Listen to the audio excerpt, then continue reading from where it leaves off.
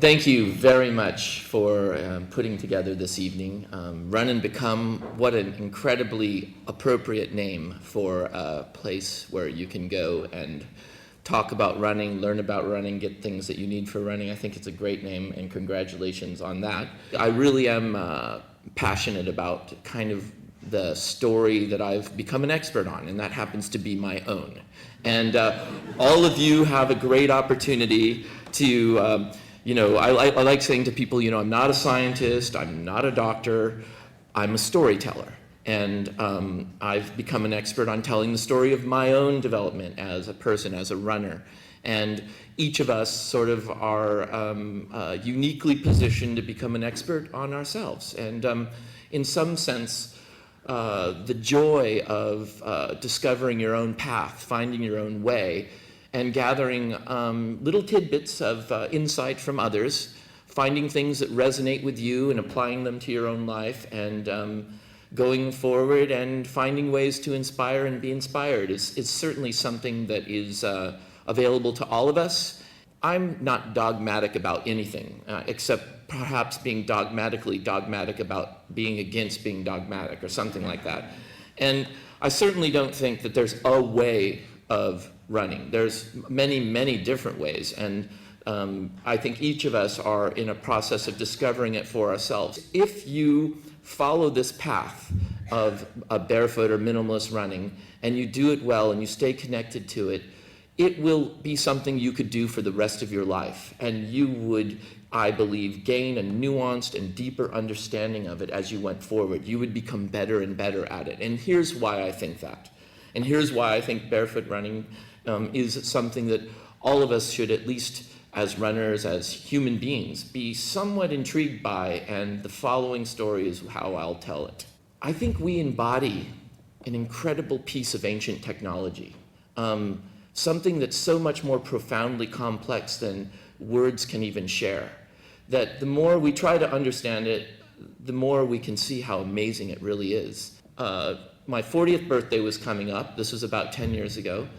And I was very much interested in making a last-ditch effort to do whatever it required to find the solution to being able to run joyfully and to be able to run further than an hour without feeling like I just pounded the hell out of myself.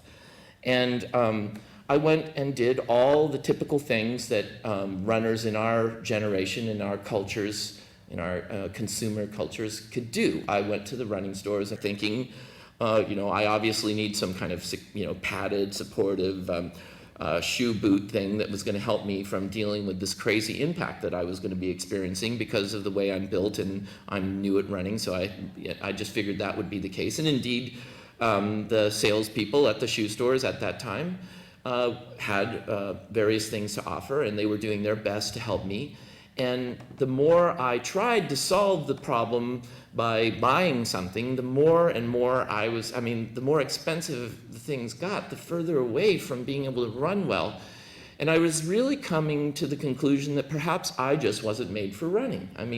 Obviously, some people just aren't made for running. That's, a lot of you hear that, and people assume that, and people end up indeed feeling that. And I certainly felt that way because I would put on these things and I wasn't being able to run any further. So I was doing research on the internet, trying to find the best solution, and indeed I figured it was going to be a product, and I found it. I found the solution. It was like unbelievable. It was like the perfect timing. The universe delivers. My intention was being delivered in a new product, and it was called Kango Jumps. Anybody hear of those? Well, it's a Swiss company, and back at that time, they had just introduced a new invention that was essentially a boot that had a leaf spring built in the bottom of it, right? So it's like, it was the most impact-resisting shoe in the world, so awesome that you could literally bounce on it. So it was like, oh my God, this is it, I found it, And I was so excited, and they were just releasing this new version of it that was even, better than the first one. And I ponied up the money and ordered. And just like when you order stuff online, you're like waiting, oh yes, and my mind was just, I knew that I was going to be like the first, in California maybe to have a pair of these, and I figured, I'm really strong, running with the regular running shoes. I could run for about an hour, and then I'd just feel so beat up that, I had plenty of juice left, but it was like, just that feeling of being beat up.